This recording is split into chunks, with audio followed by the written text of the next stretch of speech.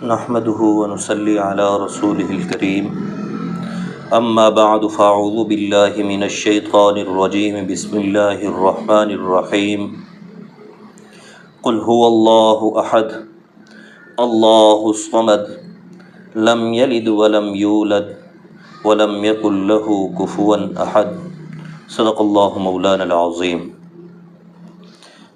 میں نے آپ احباب کے سامنے سورہ اخلاص کی تلاوت کی ہے۔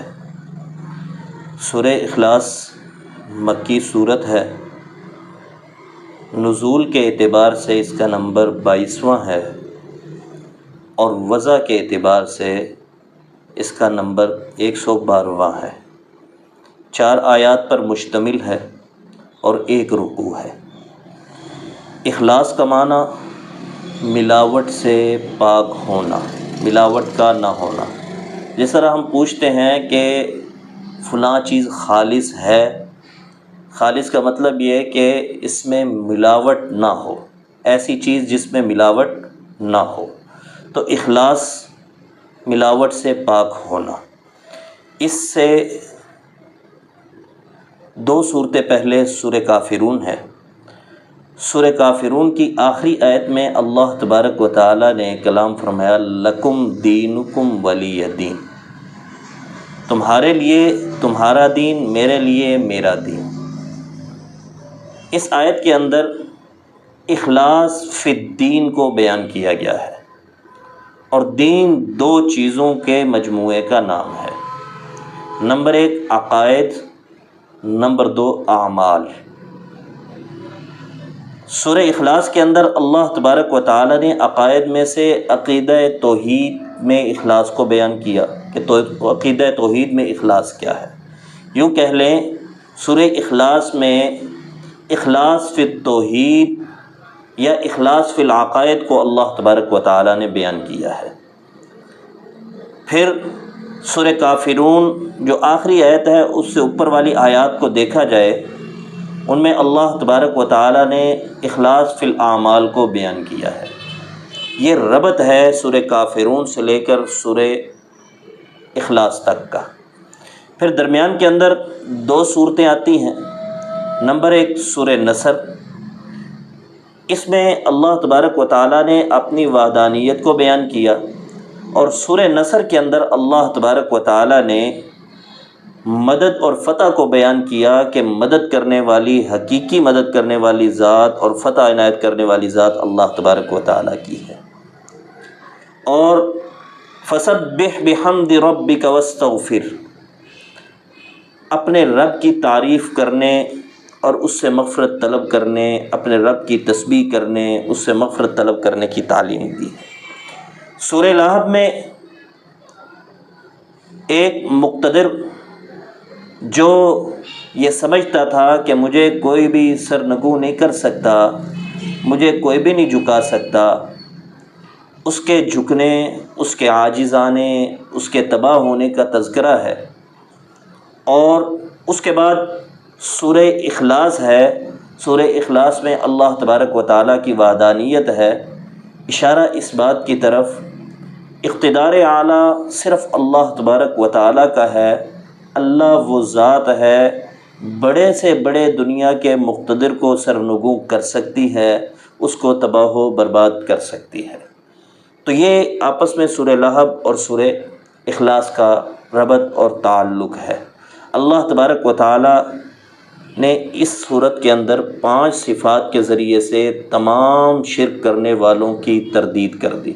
جو بھی اللہ کو جس رنگ میں شریک ٹھہراتا ہے، سب کی تردید اللہ تبارک و تعالیٰ نے فرما دی۔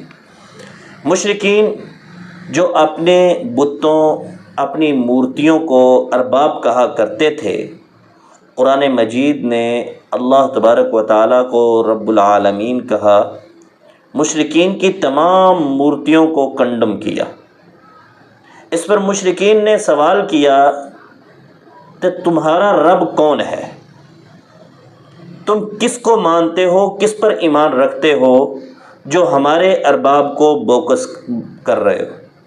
اس پر اللہ تبارک و تعالی نے سورہ اخلاص نازل فرمائی اللہ تبارک و تعالیٰ نے کہا قل، اے نبی آپ ان سوال کرنے والوں کو جواب دے دیجئے، قل اے نبی آپ کہہ دیجئے، هو اللہ احد، جس کو ہم مانتے ہیں وہ اللہ ایک ہے، وہ اللہ یکتا ہے، عدد کے اعتبار سے دو نہیں ایک ہے، وہ اقنوم کا محتاج نہیں، وہ کسی مظہر اوتار کا محتاج نہیں، وہ کسی مثل اور نمونے کا محتاج نہیں۔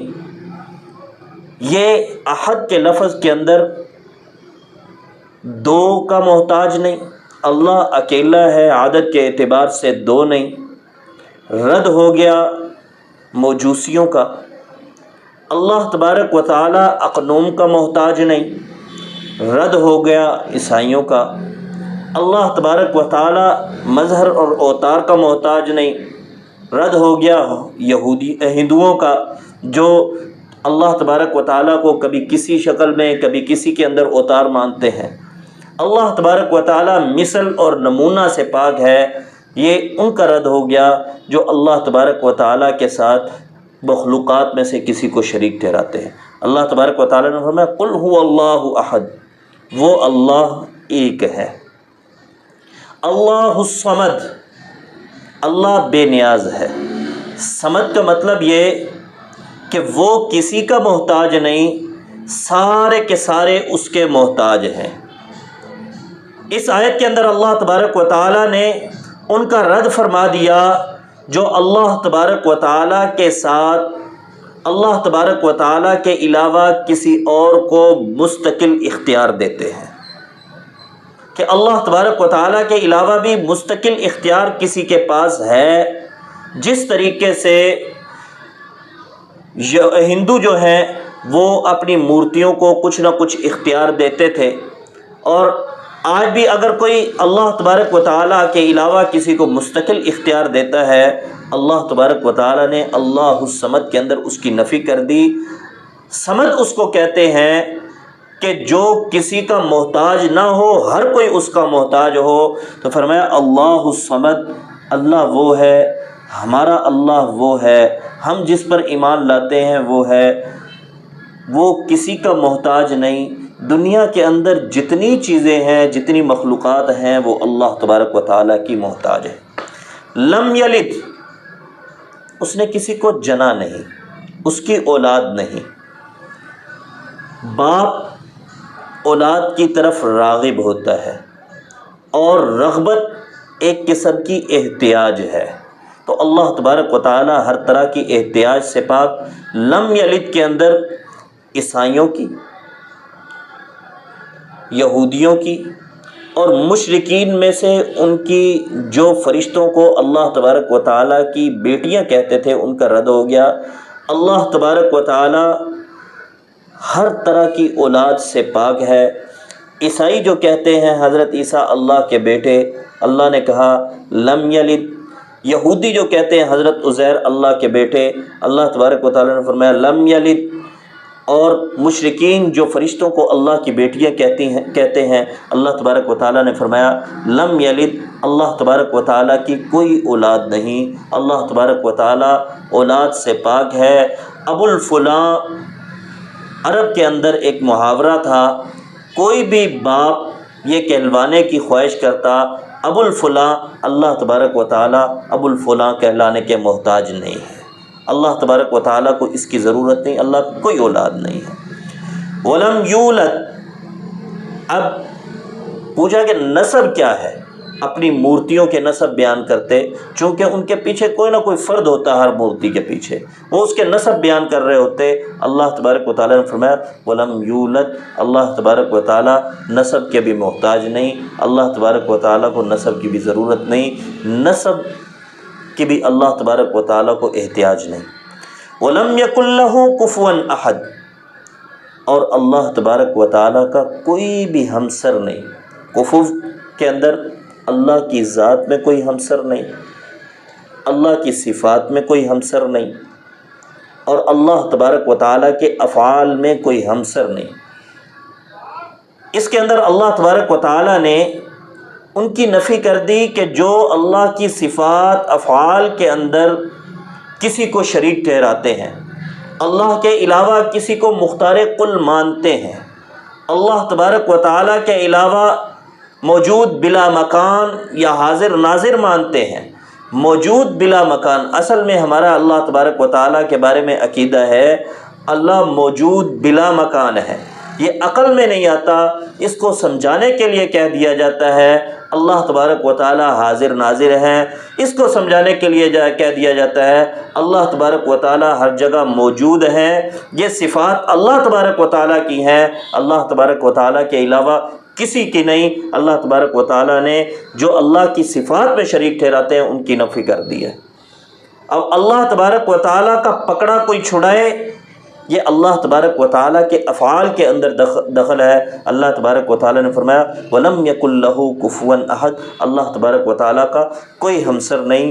تو اللہ تبارک و تعالیٰ نے اس میں خالص توحید کو بیان کیا، ہر طرح کی شرک کی ملاوٹ سے پاک عقیدہ بیان کیا کہ اللہ تبارک و تعالیٰ کو ایک ماننا ہے، اللہ تبارک و تعالیٰ دو کے محتاج نہیں، اللہ تبارک و تعالیٰ کو ایک ماننا ہے، اللہ تبارک و تعالیٰ اکنوم کے محتاج نہیں، اللہ تبارک و تعالیٰ کو ایک ماننا ہے، اللہ تبارک و تعالیٰ کسی مظہر اوتار کے محتاج نہیں، اللہ تبارک و تعالیٰ کو ایک ماننا ہے، اللہ تبارک و تعالیٰ مثل اور نمونے کے محتاج نہیں، اللہ الصمد مستقل اختیار، اور وہ ذات جو کسی کے محتاج نہیں، وہ صرف اللہ کی ذات ہے، اللہ کے علاوہ جتنے بھی ہیں وہ اللہ کے محتاج ہیں۔ پھر مستقل اختیار کسی کو دینا یہ بھی درست نہیں۔ لم یلد، اللہ کی کوئی اولاد نہیں، جس طرح عیسائی کہتے ہیں بالکل غلط کہتے ہیں، یہودی کہتے ہیں بالکل غلط کہتے ہیں، مشرکین جو فرشتوں کو اللہ کی بیٹیاں کہتے تھے وہ بالکل غلط کہتے تھے۔